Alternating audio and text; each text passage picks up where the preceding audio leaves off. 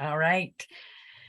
All right. Hi, Jean. I have another Jean Tsuji's Legacy, and we're going to call this one Final Thoughts, and just a couple of different questions that I had sent to you earlier. And I know you've been thinking about this. So yeah, let's get started on just some of those final things. Okay, and do I need to do something with this thing that's on the screen right now? I don't think so.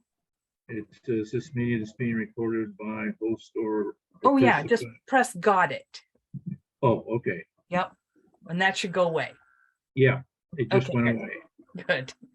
Okay, and I So, guess yep, it's October 15th of 2022. And we just have I just have a couple of questions to ask you, and I know you have them in front of you too. So right. maybe the first question might be, what is something about your heritage that you want future generations to know? Or maybe what would you like to say to your grandchildren or great-grandchildren? Yeah, and I thought about this one for a while because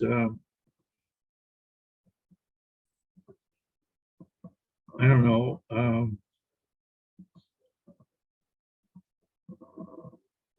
It's kind of an interesting question in that um, when I was growing up, um, I knew that my heritage was Japanese. I knew it was a little bit different than other people, except for the Asian community. We were all sort of, I guess, cliche as we all looked alike type of thing. But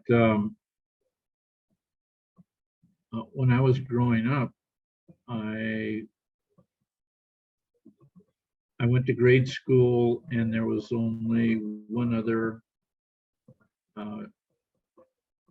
Japanese student in the whole grade school that I was with, and he was in the same grade as I am, and we went through grade school together. In fact, we went all the way through high school together. And for the first six years, Brian, who was the other Japanese student, was the only other Japanese that I knew. Everybody else was, I guess you'd say, Caucasian, because in the area where I grew up,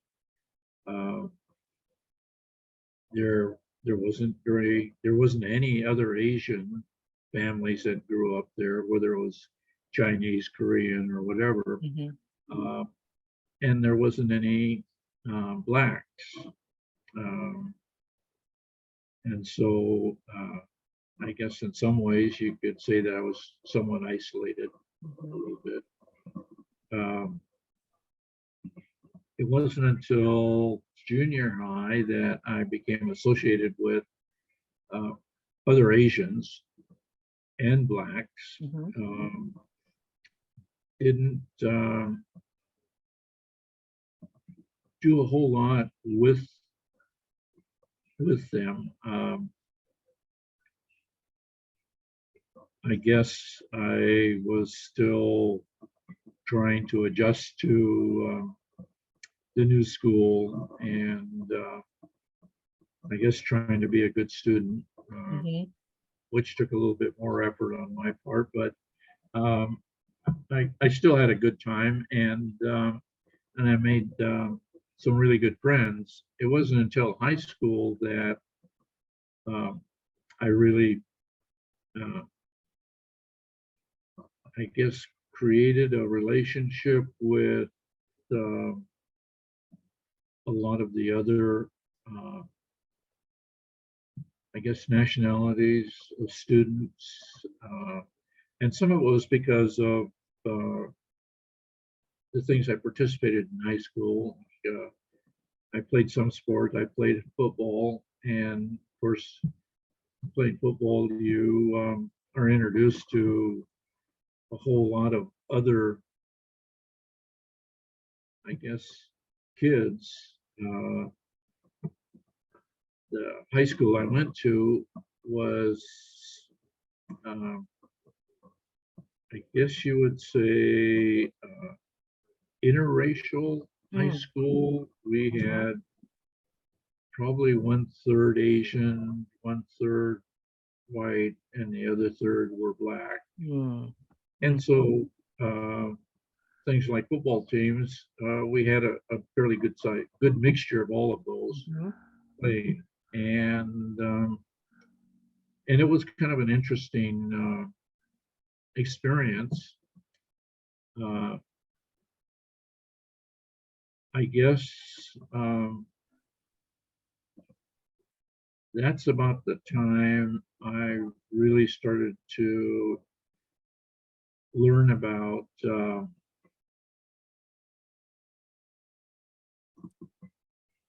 Oh, I guess it's called history, but during the war, when the Japanese were interned and uh, learned about how that came about, why it came about, and how a lot of the people that I knew of Japanese heritage felt about it. And it was kind of interesting because I got two different perceptions of what happened. One perception was that there was people that were, I guess, really irate about it, and mm, they thought it was unfair. And then there was this other group that didn't want to talk about it. It was, I guess, just something that happened, unfortunate as it was, but uh, it was something in the past, according to how they felt about it, and there wasn't a whole lot they could do about it after the fact. And so then they made the best they could during internment, and then they went along with their life after. A lot of them went into businesses and did very well. A lot of them just went to work for different companies. Um, but you never, I guess, all the time I was growing up, you never heard I guess, resentment uh, towards the government. And and I guess from that standpoint,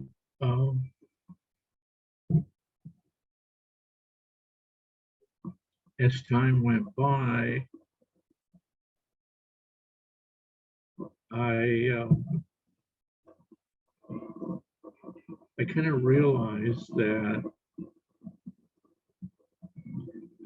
by not speaking out against the government for what happened was probably the best thing that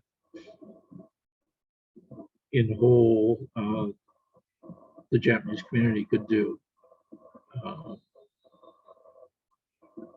I think that a lot of times what happens is when people uh, speak out because they're resentful for the way they were treated or how they were treated, it sometimes backfires and people Mhm. sort of get resentful for that act.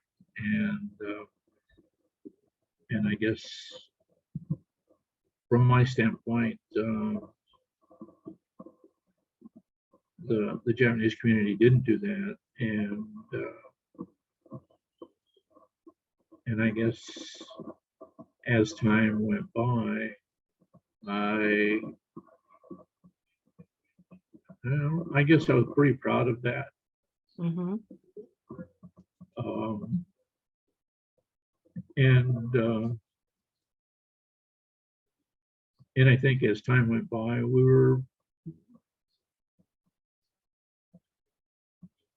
probably treated uh, maybe a little bit more fairly, and and I guess for me that was a lesson learned. Mhm. You know. So um,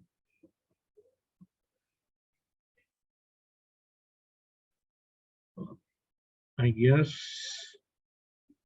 part of my feeling is I just hope my grandkids and great grandkids um, also learned a lesson from this, and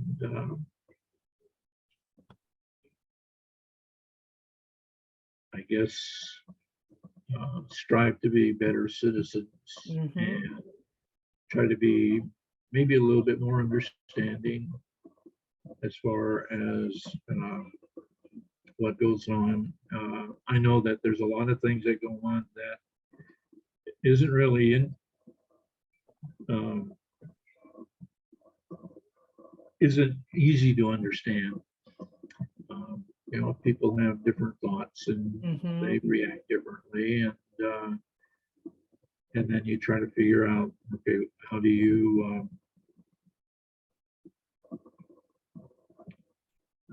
you deal with those types of things, or Mhm. um,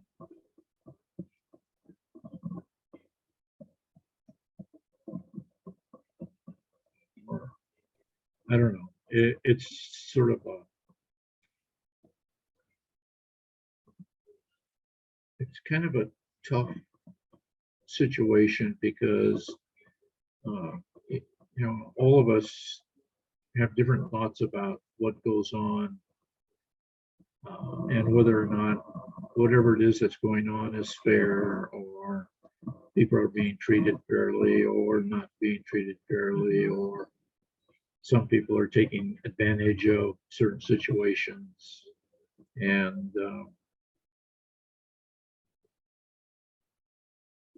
I guess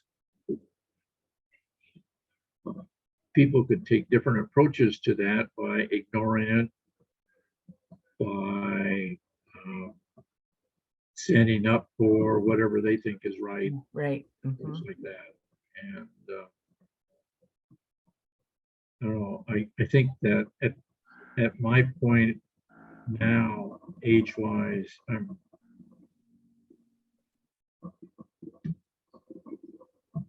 getting too old to go out and protest, Mhm. or you know do things like that. Now that may be a way of me putting my head in the sand or whatever, because I figure I don't have that much time left. But on the other hand, uh, the time I have left, I want it to be as pleasant as possible. And Mhm. so then that's one of the reasons why I just sort of take I guess, a backseat to a lot of Oh. this, Mhm. and hope that it's all going to turn out okay. Mhm. Uh, As we kind of think of some of those things, and like now how um there's a lot of political divide. I mean, some people say that even this time in history, there has not even been this much of a chasm of a political divide. And I wondered if, if that is, I mean, there was obviously a political divide, like in the 60s, right, with the civil rights and a lot of that. Even before that, there was civil war, Right. way back in the 1800s.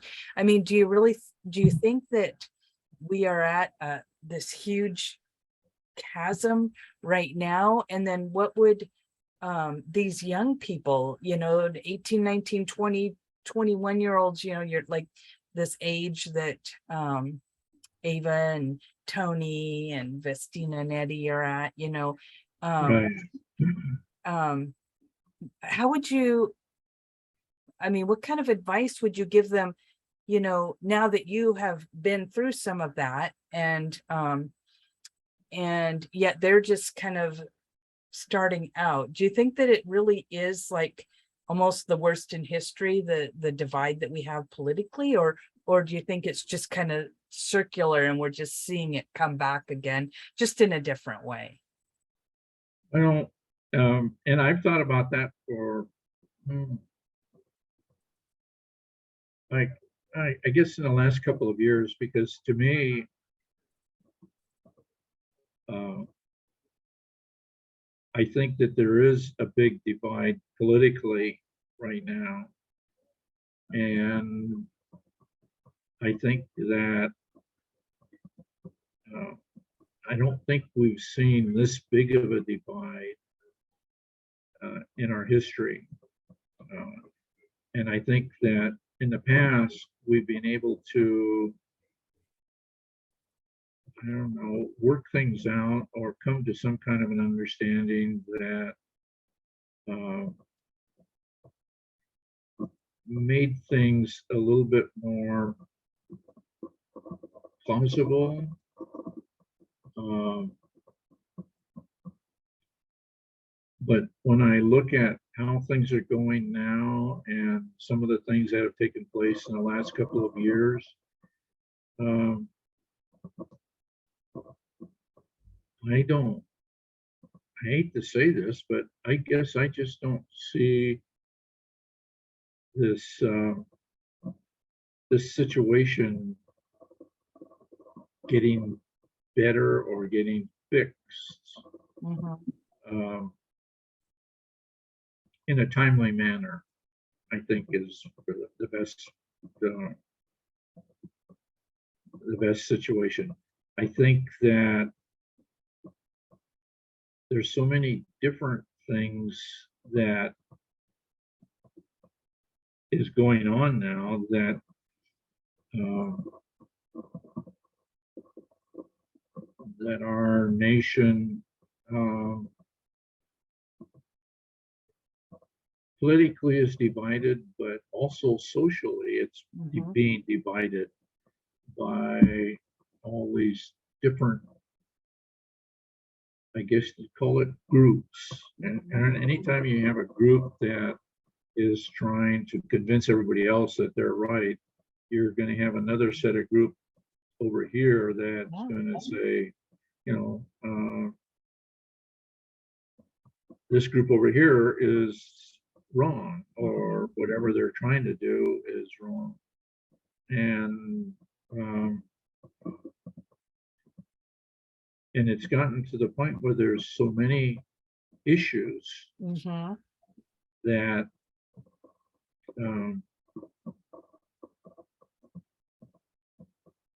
I guess I'm not sure how these issues are going to get resolved Mhm. because there's so many of them. You're right. You know, you've got this. I think it's this week. Hawaii's having a gay pride Mm. parade, Mhm. and we've had other things like gay pride things going on, Mhm.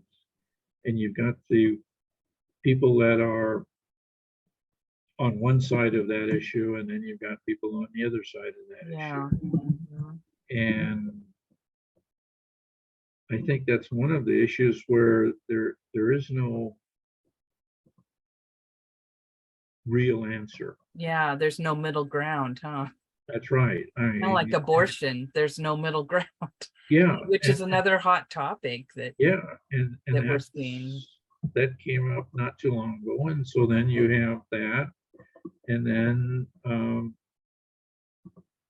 well, and then you have the blacks.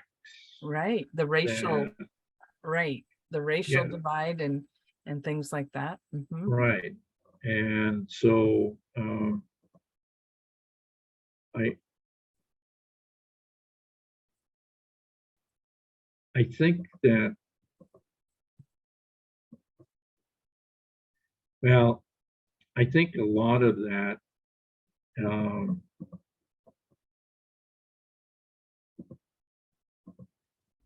gets, um, I guess, increased in awareness, increased in what's going on through the news media, television, Mhm. and things like that, and our political, I guess, agendas Mhm. also play a part in a lot of these things. Mhm. And so there's nobody to, I guess, referee any of this, Yeah. any of the problems, Mhm. because one political party believes in one thing, another political party believes in another thing, Mhm. and that just spreads out Mhm. the political parties more. Yeah. And Mhm. so I don't know. I kind of, I guess in some ways, I kind of feel sorry for a lot of the younger kids that are growing up right now, how they're going to deal with it, Mhm. how how they're going to uh, make things, I guess, better, Mhm. um, or how to get everybody to understand that different people have different feelings, and that's just the makeup of where we're at, and that somehow we've got to all be able to live together Mhm. and uh, and coexist together Mhm. uh, somehow. Mhm. And somewhere along the way, it's going to take somebody or a group of people to get something like that started. Mhm. Uh, and it may be our educational system. I mean, maybe the educational system is going to have to look at what's happening uh,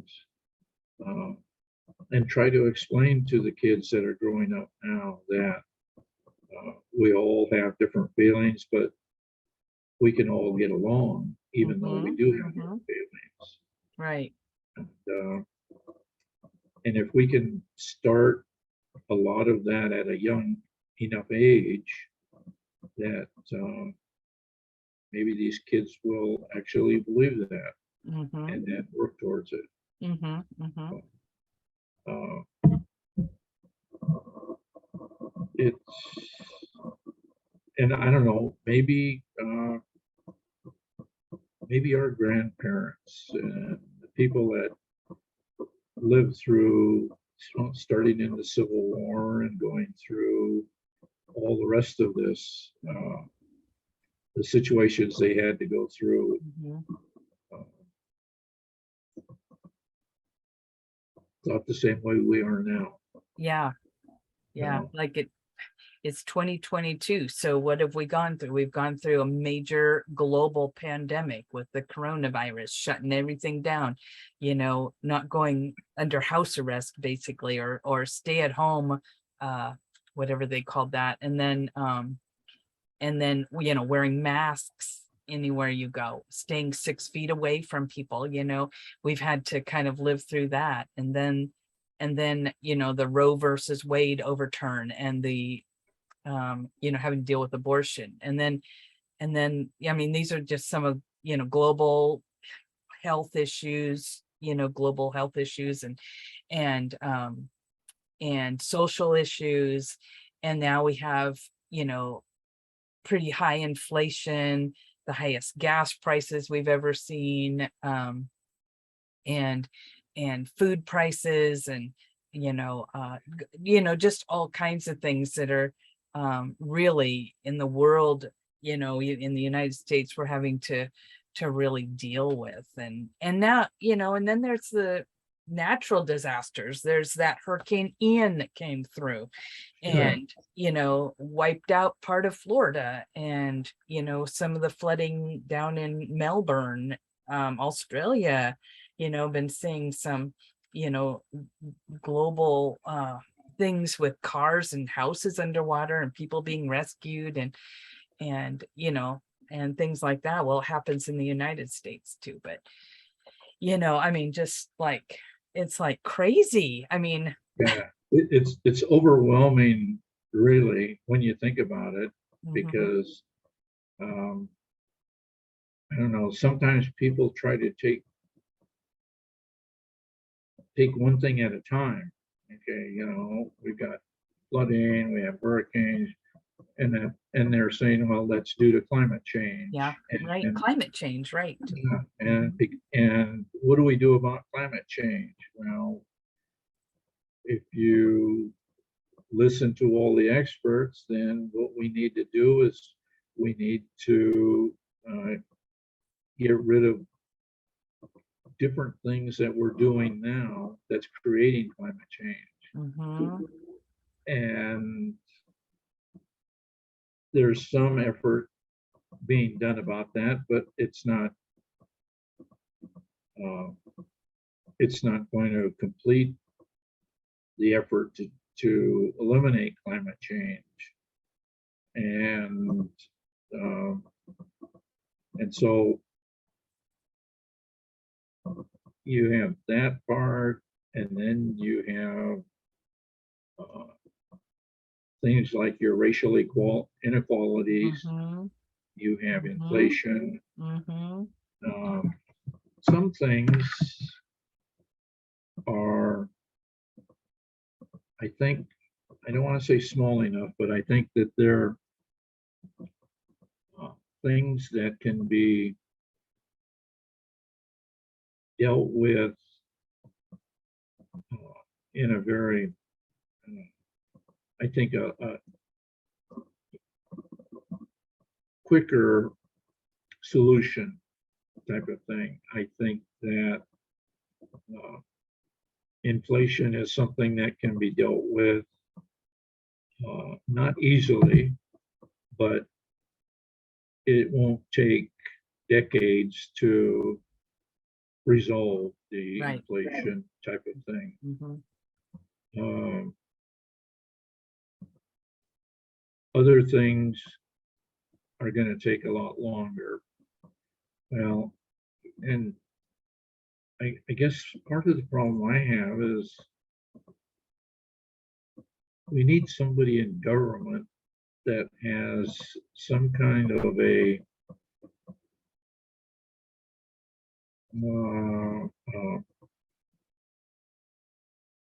good head on their shoulders that says, we've got these problems and we need to take care of them. And we can't take care of them immediately, Mhm. but we can create a plan so that in time, these problems will, maybe they won't diminish, but they will get small enough to where we can live with them. I guess one of the big things that I keep thinking about now is electric vehicles. I think Mhm. I think they're a good thing, but I think there's people that are overreacting to it. And what it's going to do is it's going to cause an additional problem.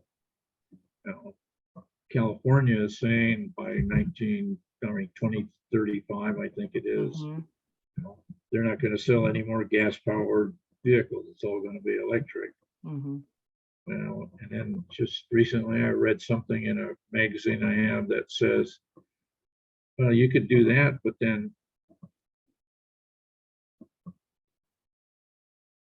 where are you going to put all these charging stations? And Mhm. all these who's going to put these charging stations out there? Who's Mhm. maintaining them? People in the United States travel a lot, and they're going to continue to travel.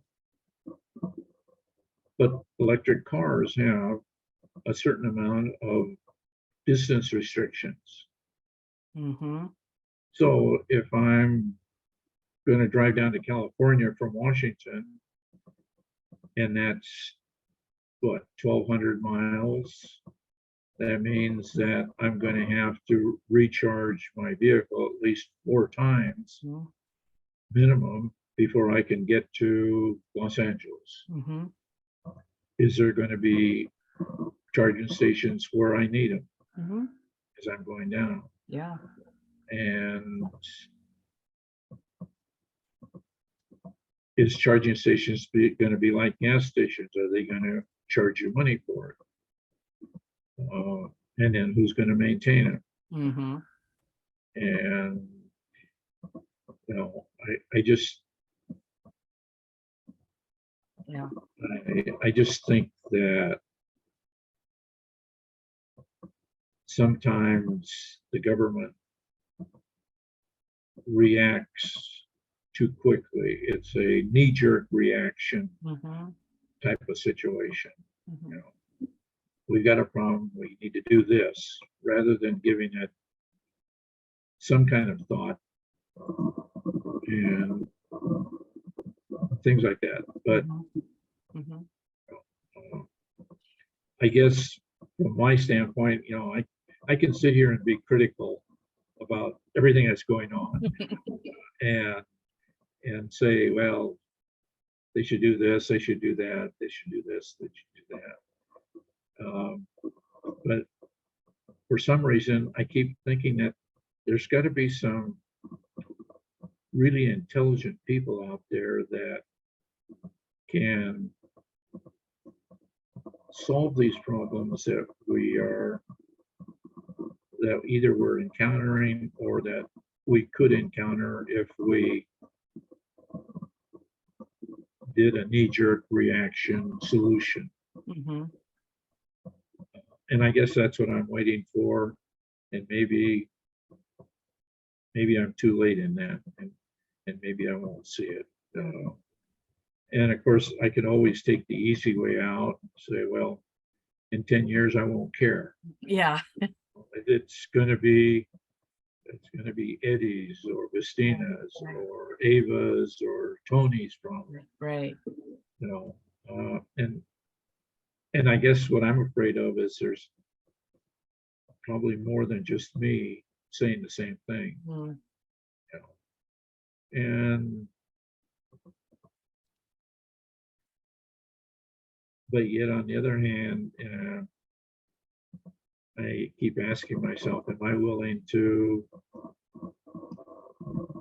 do something about it, or am I going to just sit here and complain about it? Mhm. Uh,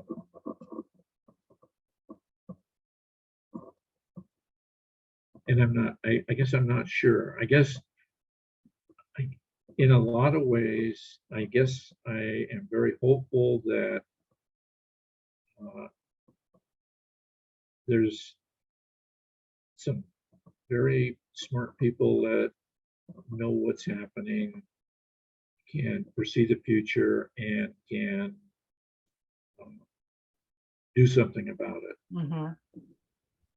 Uh, it's sort of like medicine. Uh, you know, back in the 50s or the 40s, you had polio, and it was a bad situation. But there was some pretty smart people out there that figured out how to deal with it. And now polio is not a situation, not a problem per se. Mhm. And I'm hoping that there's similar people out there that can look at the situations we have now Mhm. that uh, I guess can solve those problems. Mhm. People that are smarter than I am. I can look at a problem, and it's sort of like the electric car. I can look at that problem and say, I think that this is going to be a problem. Okay. Now, if you ask me how are we going to solve that kind of a problem, I'm going to have to say, I don't know. But I hope there's somebody out there that does know and that steps up and corrects it. Uh, and so, uh, I don't know, it's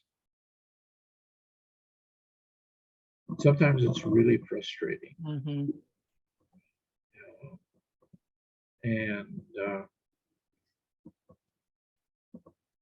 and there's been times uh,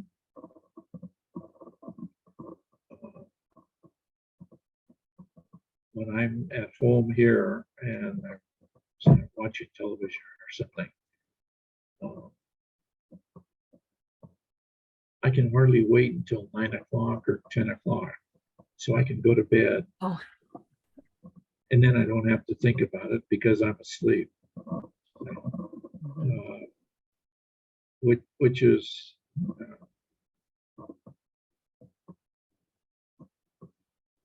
I don't know, it's just the way I think Mhm. sometimes. Mhm. Sure. And sometimes I get really frustrated because I do think that way. But on the other hand, I have other things that I think about, and I don't want to think about it. Mhm. So sleep is an ideal situation Right. to avoid it. Mhm. Uh, So I was thinking, just kind of looping back with, some of the things that you said that would be some, um, maybe some advice for this younger generation. Um, it sounds like what you're saying was that, uh, you know, to try to get along the with the society, and not really buck up against it. So try to be uh more oh gosh, I'm trying to think of some of the words here. Like racial equity, and just trying to, accept that people are different. There's different opinions, there's different cultures, and to really try to embrace that and realize that there's people that have a different opinion than you, and which is what, of course, where we went with this, huge political divide and all of that kind of stuff. But right, coming back that at that, and I know you didn't say it, but I really, in what you did say, it seems like one of the things would be, to let your voice be known, to vote, you know, right, not slough off that part. But if sure, there's, with all of these social issues and political people, and looking at where they stand on different issues, and to vote, which would be a right that we have, a civic right that we have. So um I mean, is that kind of maybe summing up some of what, did I miss something, or? No, and I think that, and I had, the voting part actually is something that I hadn't thought about. And I think that you're right, is that that's a way that the general public can voice an opinion is by voting. And while you were discussing all this, I kept thinking, okay, um, when uh,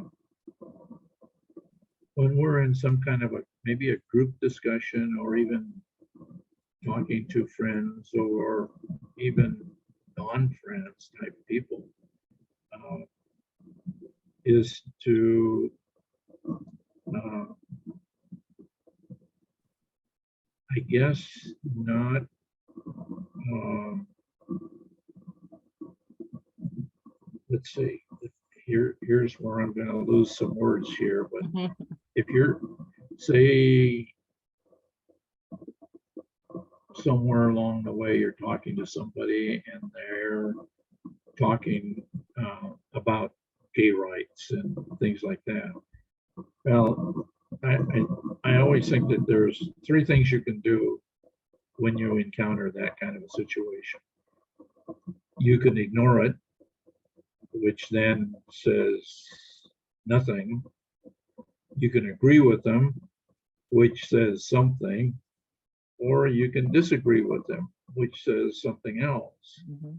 And uh, I think that a lot of times, if you disagree with them, I think that gives you the opportunity to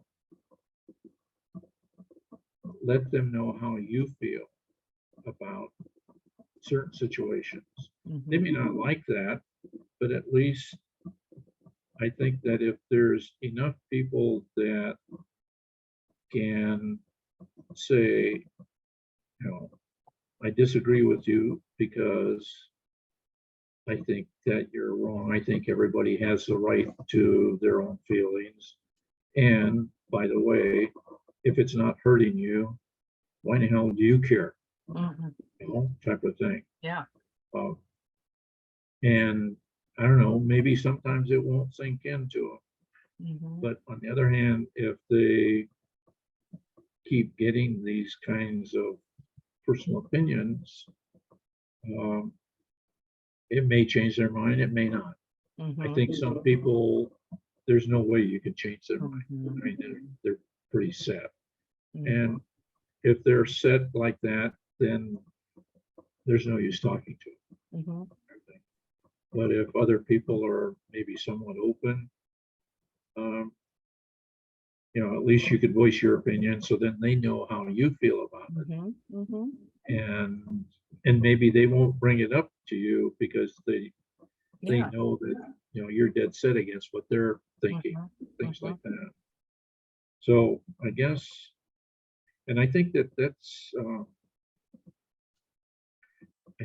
where education comes into a big play on this whole thing. Mhm. Schools. Um, I think that possibly schools need to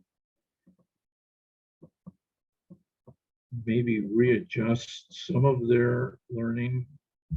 I think, like right now, you have English, you have grammar, you have history,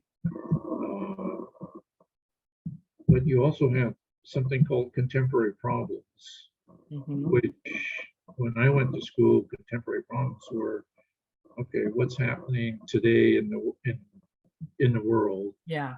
Mhm. and that kids are made aware of it. Mhm. I don't think, and this is something that other people might disagree about, is a lot of times history has its place, but does it really make a difference why the Japanese were interned during World War II? If you talk to some Japanese, they'll say, "You're damn right, it makes a difference. Mhm. Everybody needs to know." you'll talk to other people that says it doesn't make any difference because that happened 60 years ago. Mm. And it's probably never going to happen again. Mhm. And if it does, okay, it comes up. But we're supposed to learn from history what not to do. And in some cases, we're not. Mhm. You know, we're duplicating some of what happened in history. It may not be exactly the same by taking people and putting them in camps for a certain length of time or something like that. But the whole concept is somewhat the same. And but I think that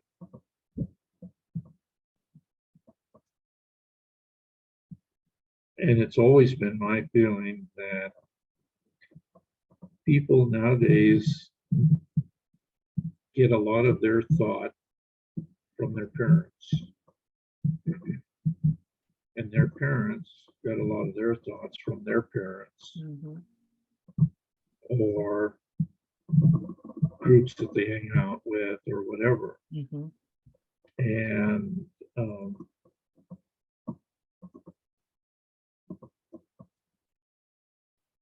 if a lot of these kids or people can be educated to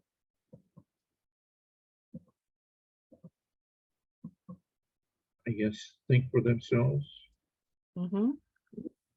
uh, evaluate the situation, look at the pros and cons Mhm.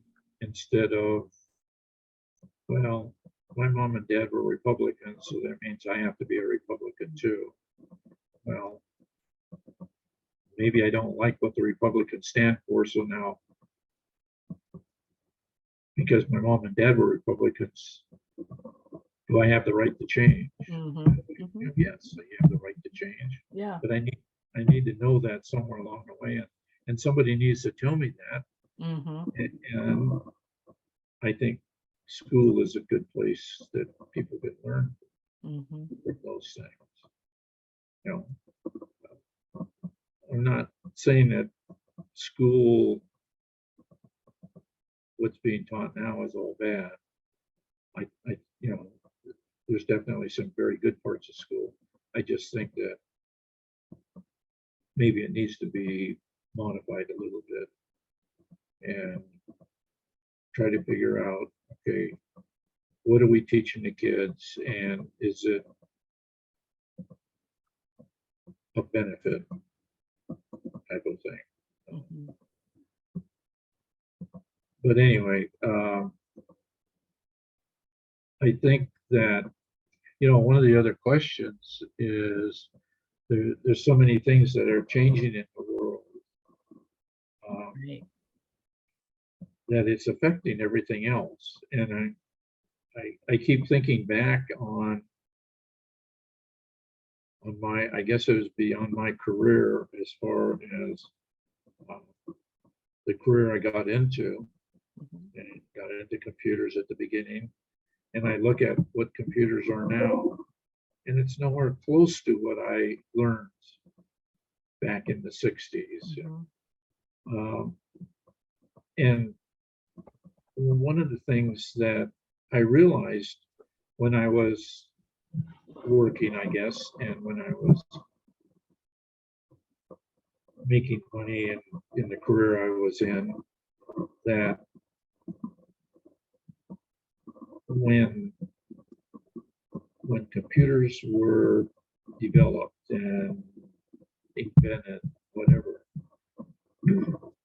I don't think a lot of people realize that uh,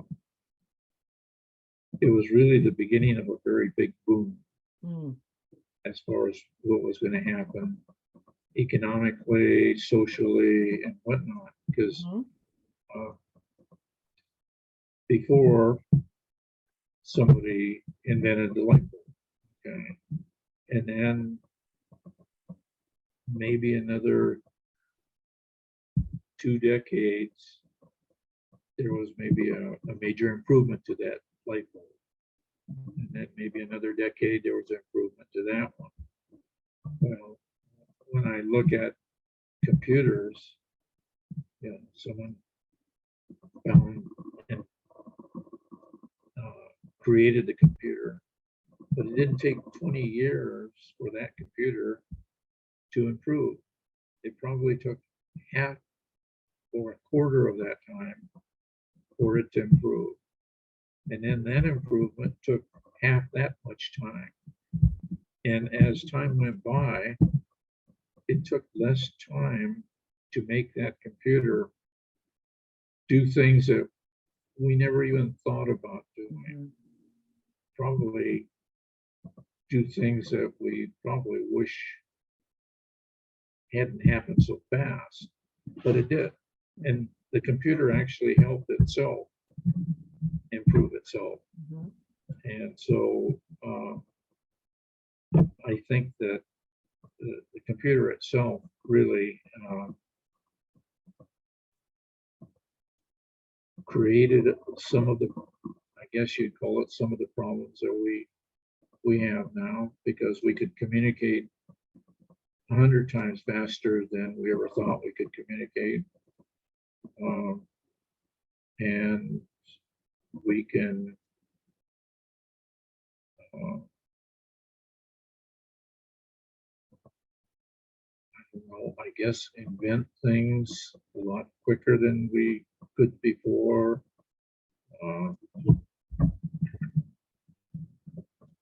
But on the other hand, computers helped us solve problems, like in medicine and places like that. So it's sort of a,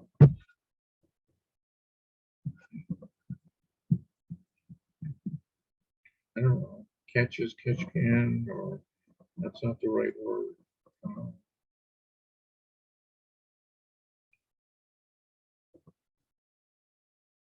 I guess it just sort of created our social environment. It had a very big impact on what we do now. Right. And how we do things now. Right. And how we communicate. Right. You know, with phones in our pocket that can get on the internet at any point. Yeah. And then you look at one time, they had these things called cell phones that were as big as a shoebox. Right. You know? And now you can put 100 of these cell phones in a shoebox. Yes. And do 10 times as much stuff on a cell phone that you could do. You know? I mean, it's not a phone anymore. It's a computer. People are walking around with their own computer, and they can do whatever they want. And but anyway, I'm probably getting off the whole subject. But anyway, it's sometimes kind of frustrating when you think about it.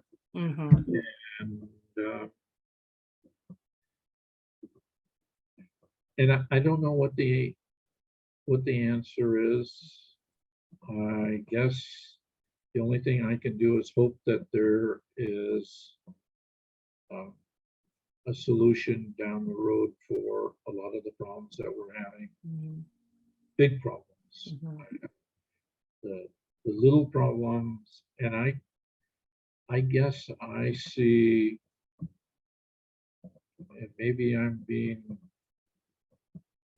naive about it, but I think I believe that inflation is not a big problem. It's a workable problem. I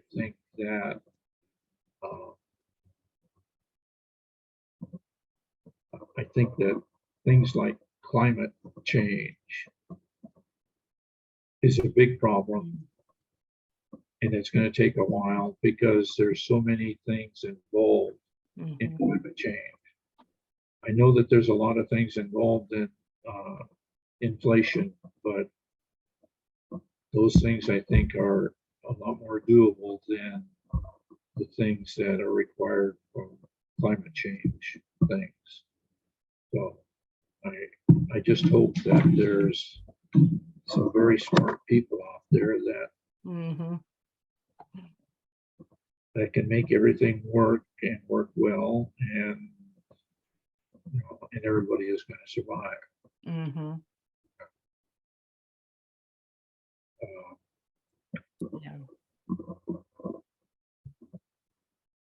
the last thing in here is, how would you want to be remembered?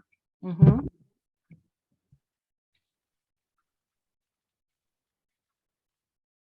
Well,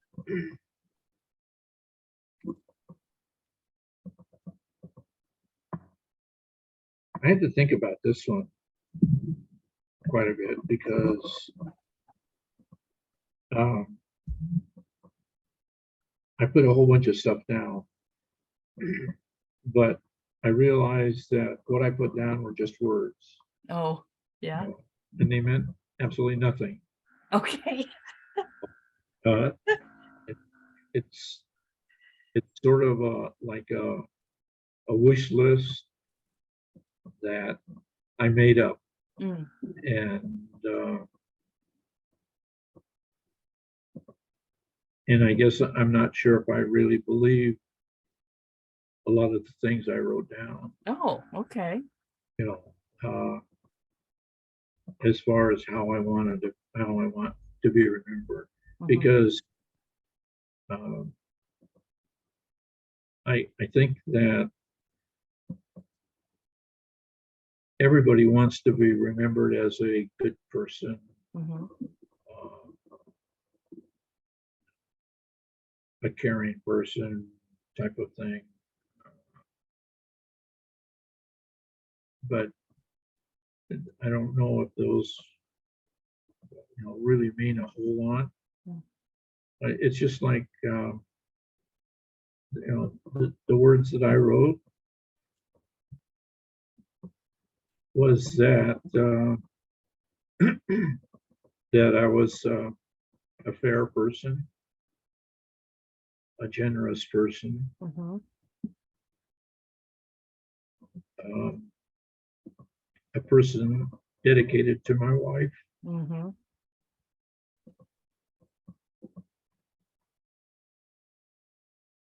and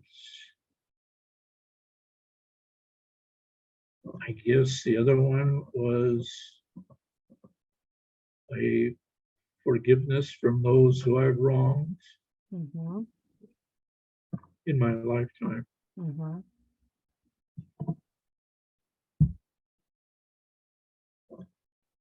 I would say that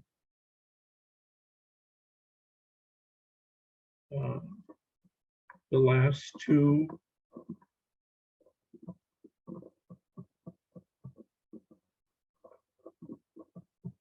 probably had some meaning to it. Mhm. The first two are, you know, they're just sort of words. Fair, Mhm. what does fair mean? That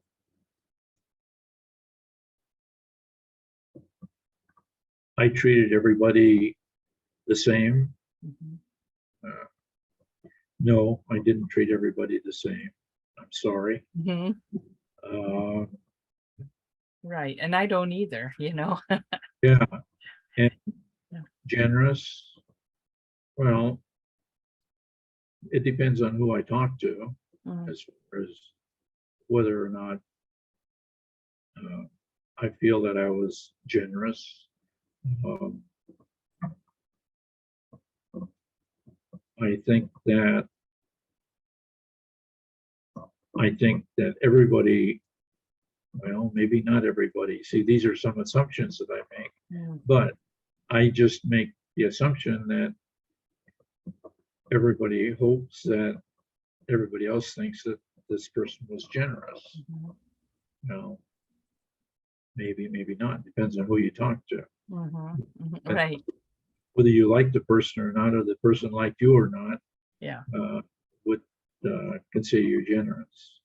Well, I think that you and mom were both very giving people, and not just with money, but I think with your time and your friends and, many other aspects of your life, you are both very giving individuals, very giving people. Thank you. Um, I think that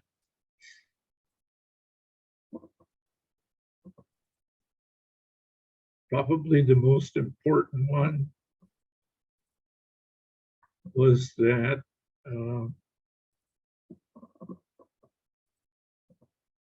I was dedicated to Robin. And you absolutely are.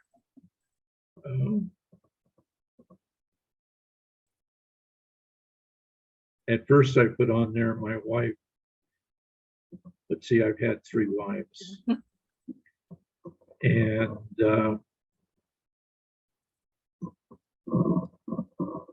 And I'm not sure if that would be true, but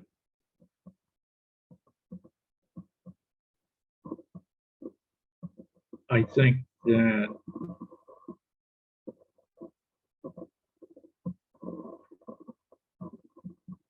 the last one would hopefully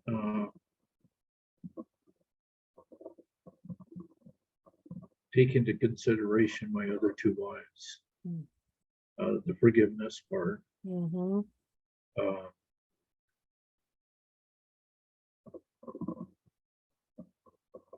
I like to think that over time, I learned an awful lot of things that made my life better, made whoever I was with better.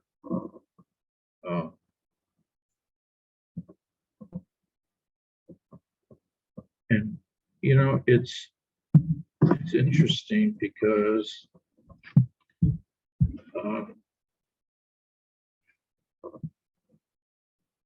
these are my thoughts, and these are my, well, I don't know if you'd call them wishes or not, because in some cases, I guess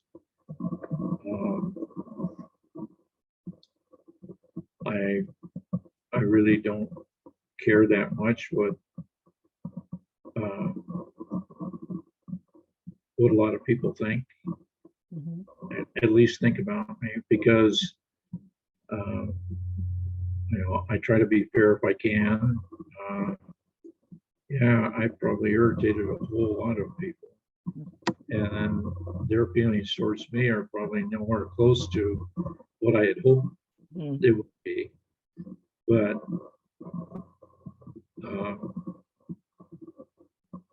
I think that that's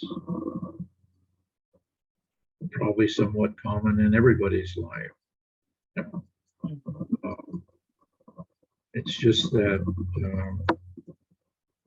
one hopes that we learn from a lot of these things, especially if they're mistakes. If they're not mistakes, then there's nothing to learn from it. But I just, I guess I just look at it from the standpoint of, is this how I would like to be treated? And if it is, then that's great. Yeah, great.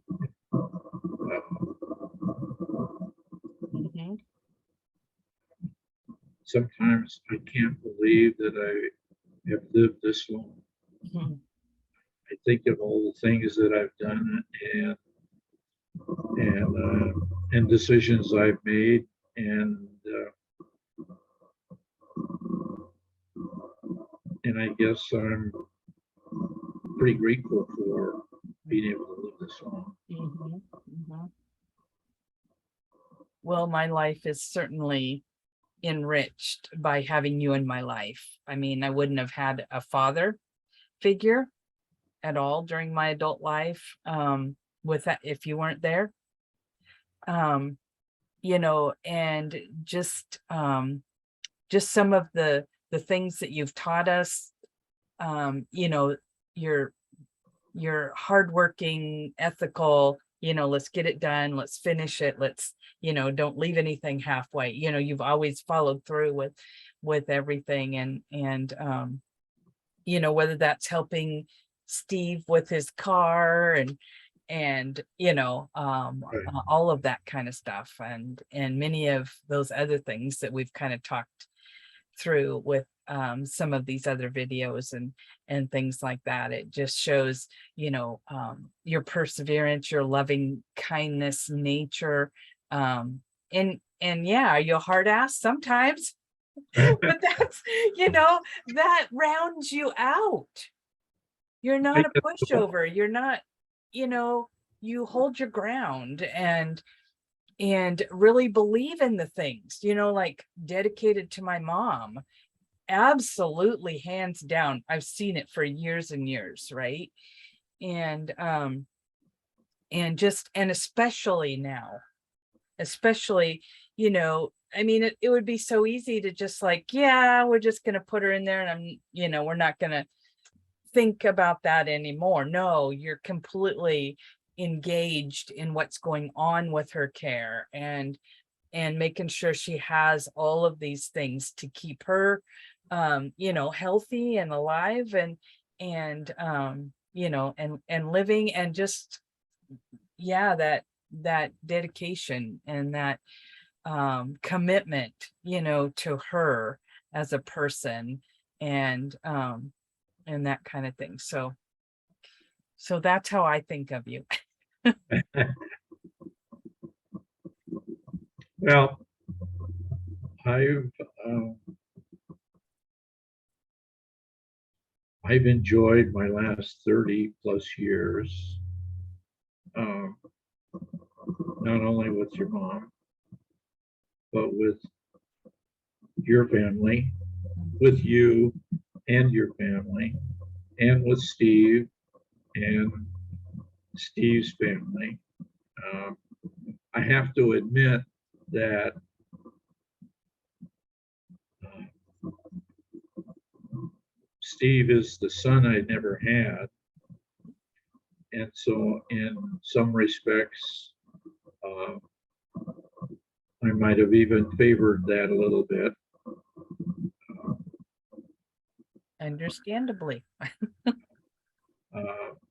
but I enjoy all of the family. I enjoy watching you grow up Mm. and have a family and go through the things that you went through, the things that I can relate to that you experienced, um, and the same way with Steve. We've all uh, gone through a few rocky roads, and I guess the uh, one of the things that uh, I'm grateful for is the fact that both your mom and I had the resources to support you in the way that we thought you needed support, both you and Steve. Mm-hmm. And I'm so grateful for that. Yeah. And I know a lot of other people, friends of mine, that have had, I guess, family type issues that actually were not able to support the way that we were able to Mm-hmm. support. And and we watched them suffer through a lot of that. Mm-hmm. Uh, so uh, your mom and I had, I can't say had, but we have a real good life. Mm-hmm.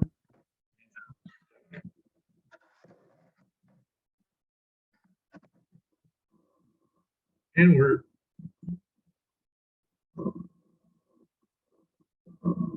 there isn't anything to be sorry for.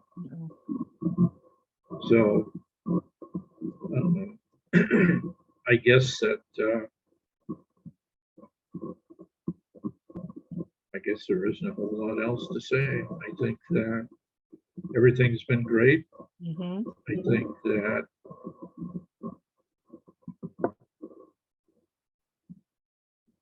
Steve has been very supportive of what goes on. You've been very supportive of what's going on and taking care of your mom, meeting her needs there. And for that, I'm really grateful for, because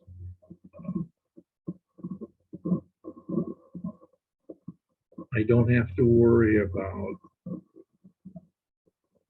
if she's being watched over, if her needs are being met. And that takes a big load off of my mind, especially being here.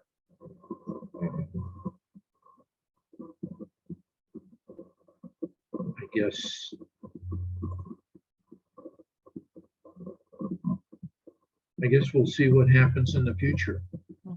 At this point,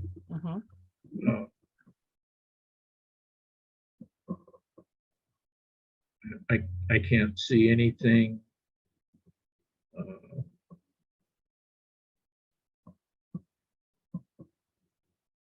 bad going on, happening. I think that we have everything somewhat under control. And so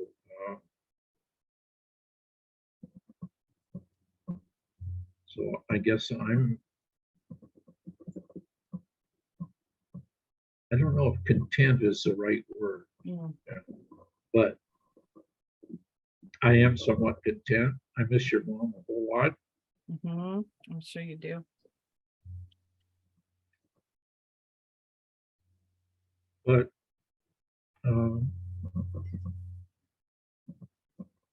that's just the way it is.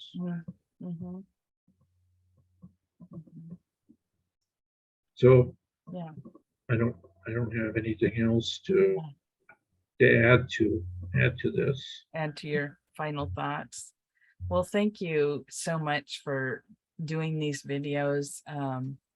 They truly are a legacy that is going to be carried on, and through us and then the next generation. And that's what's one of the good things that comes out of the computer generation, right? You can kind of keep it all digitally in a spot that anybody can access that wants that and stuff like that. So again, well, and I'm hoping that other people will take note of this and do the same thing, because I think that knowing people and what happens to people over a period of time, I think that's very educational. And I think that, well, I thank you for doing this. My pleasure. Because, and I'm hoping that you're thinking about doing something similar for yourself and your family. Yeah. Yep. Probably will. Doing some little video clips and kind of collecting them all at this point. So yeah, and when you think about well, when I think about what my life was like from as early as I can remember until now, quite a bit of things happened.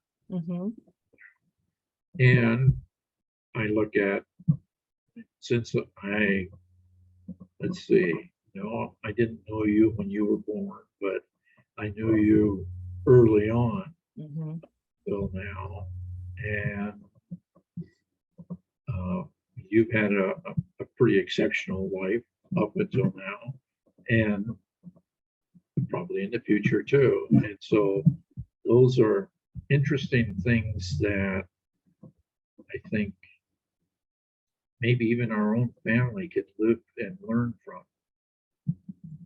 Mhm. And things that they might even want to avoid, Mhm. Right. you know. So anyway, thank you very much. Mhm. I think it's been great. Yeah. Well, thank you. So I'm going to go ahead and stop the recording.